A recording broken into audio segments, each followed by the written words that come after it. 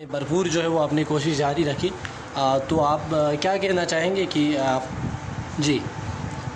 बिस्मिल्लाहिर्रहमानिर्रहीम। सबसे पहले जीबी बोल न्यूज़ का मैं शुक्रगुजार हूँ कि उन्होंने जैसे अकील बंदे को अपने इस चैनल में वक्त दिया।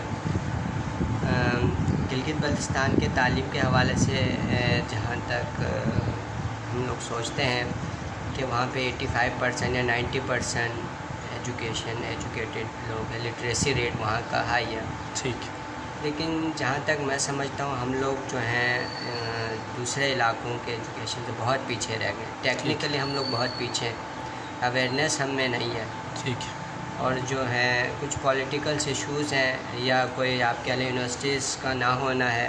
ठीक। लेकिन टेक्निकली और जो है हम लोग बहुत पीछे रह गए। तालीम है, डिग्री है हमारे पास, लेकिन हमारे पास हम अवेयरनेस नहीं है, हम अवेयर नहीं है अपने सब्जेक्ट के हवाले से। ठीक है। जैसे कि जहाँ वहाँ से लोग यहाँ आते हैं, इकबाल भाई भी होते हैं, जब कैंप वगैरह लगता है तो लोगों से पूछा जाता है भाई आप किस डिपार्टमेंट में जाना चाहते हैं। ठीक।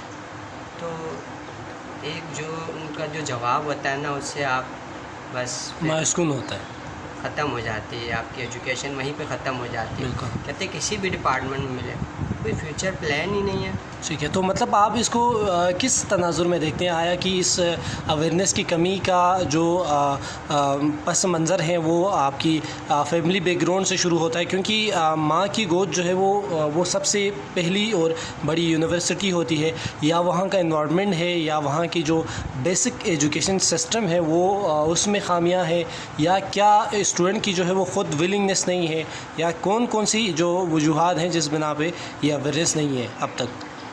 ठीक है। हमारे जो वहाँ तालीम का रुझान है पिछले 10-15 सालों से ज़्यादा चला गया हायर एजुकेशन की तरफ। वरना पहले ये होता मैट्रिक तक था, इंटर तक था, यही हमारा इनफ स्टेज था कि इससे आगे इजीली हम लोगों को जॉब वगैरह मिल जाते थे।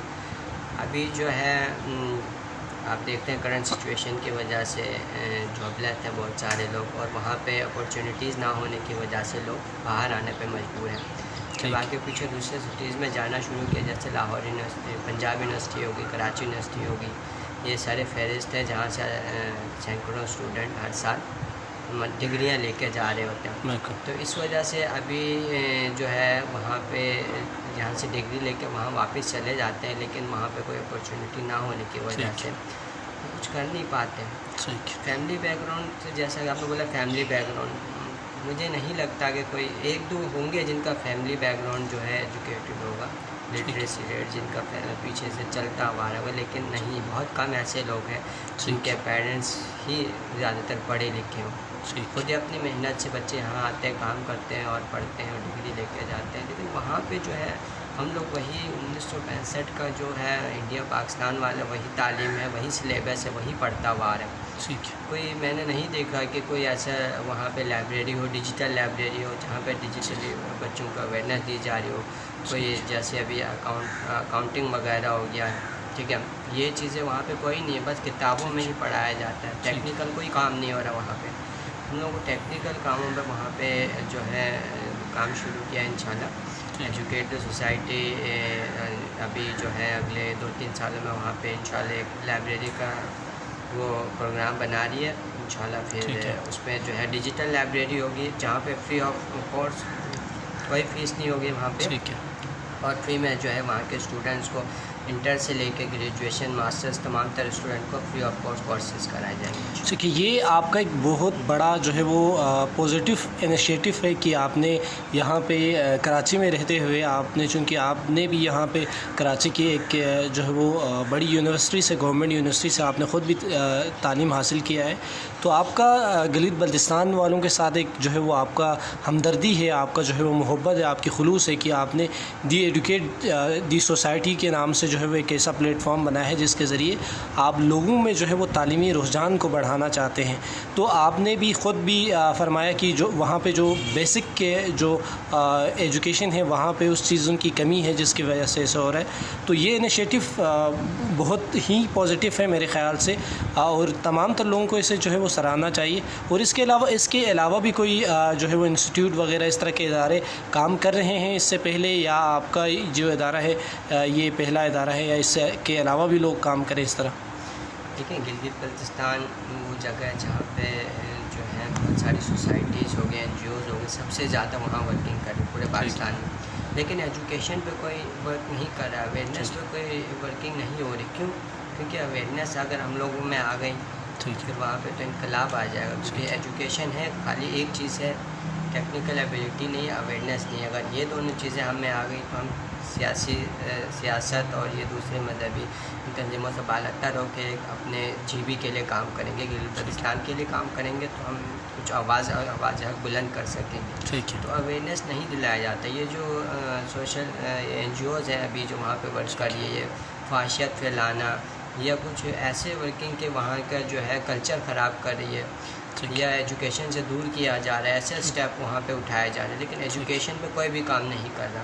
ورنہ اتنی بڑی بڑی NGOs وہاں پہ ورکنگ کر رہے ہیں، میں نام نہیں لینا چاہ رہا ہوں، کیا ان میں اتنی صلاحیت نہیں کہ وہ ایک میڈیکل یونیورسٹی بنا سکیں، ٹیکنیکل یونیورسٹی بنا سکیں، انجینئرنگ یونیورسٹی بنا سکیں؟ اتنا ہے، لیکن وہ کبھی بھی ایسا نہیں کریں گے کیونکہ وہ آپ کو ایجوکیشن دینے وہاں نہیں آئی، ان کے کچھ اور مقاصد ہیں. ہمیں اس سے اویئر ہونا چاہیے، ہمیں خود وہاں پہ کام کرنا چاہیے. ٹھیک ہے. بہت ہی اہم نقطے کی طرف آپ نے اشارہ کیا ہے، بہت شکریہ آپ کا. اب چونکہ جو ہے وقت کے دامن میں گنجائش نہیں ہے، لوگ جو ہے وہ آپ کو نہیں چاہتے ہیں کہ آپ کو تعلیمی اویئرنیس آئے، آپ جو ہے وہ ٹیکنیکلی اور آپ جو ہے وہ معاشرے میں جو ہے وہ خود سے جو ہے وہ آپ جو ہے وہ ایک فعالیت آپ جو ہے وہ آپ میں آ جائے. اور اس کے علاوہ لوگ نہیں چاہتے ہیں کہ آپ جو ہے وہ خود سے مثال کے طور پہ آپ میں اویئرنیس آ جائے. تو یہ امتیاز حسین نے بہت بڑا ایک اہم نقطے کی جانب جو ہے وہ یہاں پہ اشارہ کیا ہے کہ ہمارے لوگوں میں آگہی کی کمی ہے، شعور کی کمی ہے. اور ٹیکنیکلی اب چونکہ دنیا جو ہے وہ جیسے ڈیجیٹلائز ہو رہی ہے تو آپ کو بھی ڈیجیٹلائزیشن کی طرف آنا چاہیے اور آپ کو ان چیزوں سے اویئرنیس ہونا بہت ضروری ہے.